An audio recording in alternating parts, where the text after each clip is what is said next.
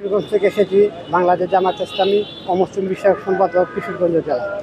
এবং আমি আজকে মানববন্ধনে অংশগ্রহণ করলাম।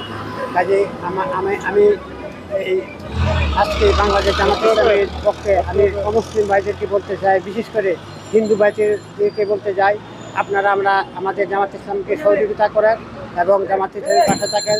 জামাত ইসলাম রাষ্ট্রীয় ক্ষমতায় গেলে আপনারা স্বর্ণযুগ পার করবেন এবং ভালোভাবে থাকবেন।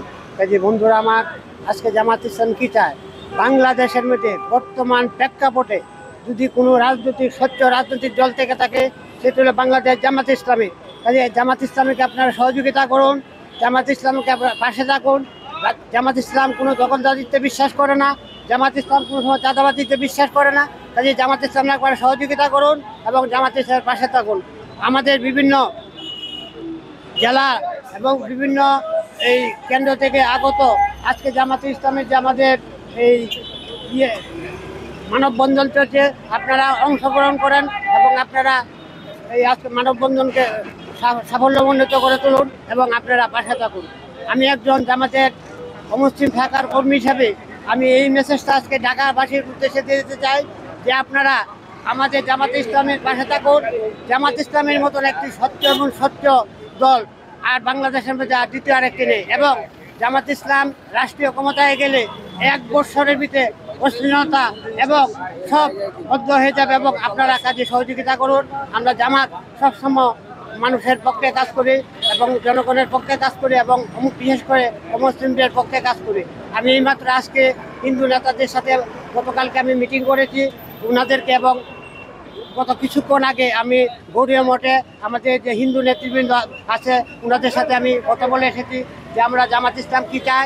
জামাত ইসলাম বিগত দুর্গাপূজার ভিতরে এবং বিভিন্ন সময় আমরা পাহারার ব্যবস্থা করেছি এবং এই 5 আগস্টে আমরা আমাদের আমিরে জামাতকে যখন সেনাবাহিনীর প্রধান ওনাকে যখন ডাকেন তখন এয়ারপোর্ট থেকে আমরা বিভিন্ন মন্দির এবং আমাদের কিশোরগঞ্জ জেলা এবং সারা বাংলাদেশে অধিকাংশ মন্দির আমরা পাহারা দিয়েছি।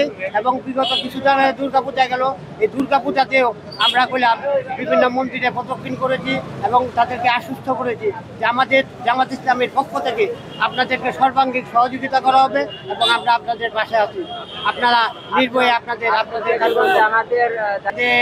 আমাদের বর্তমান মানুষের ভিতরে একটা জাগরণ সৃষ্টি হয়েছে।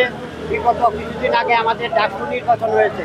এই ডাকসু নির্বাচনের পরে মানুষের ভিতরে একটা জিনিসের জাগরণ সৃষ্টি হয়েছে যে বাংলাদেশের মধ্যে জামাত ইসলামী বাদ দিয়ে আর কোনো নেওয়ার হওয়ার জায়গা নাই। কারণ আমাদের অন্যান্য দলগুলি যেভাবে দখলদারিত্ব এবং যেভাবে চাঁদাবাজি হচ্ছে, আমরা জামাত ইসলাম মাথায় না থাকলে আজকে বাংলাদেশ এই অবস্থায় চলতো না। আরেকটা কথা আমি দায়িত্বহীন ভাষায় বলতে চাই, জামাত ইসলাম যদি জামাত এবং জামাত শিবির রাজনীতির মধ্যে যদি টাকা না থাকে, জামাত শিবির বাদ দিয়ে কোনো দল মাঠে থাকবে না। বন্ধুরা আমার, আমি এই মেসেজ আজকে দিয়ে গেলাম। কাজে জামাত ইসলামকে আপনারা সহযোগিতা করেন, জামাত ইসলামের পাশে থাকেন। জামাত এক অভিন্ন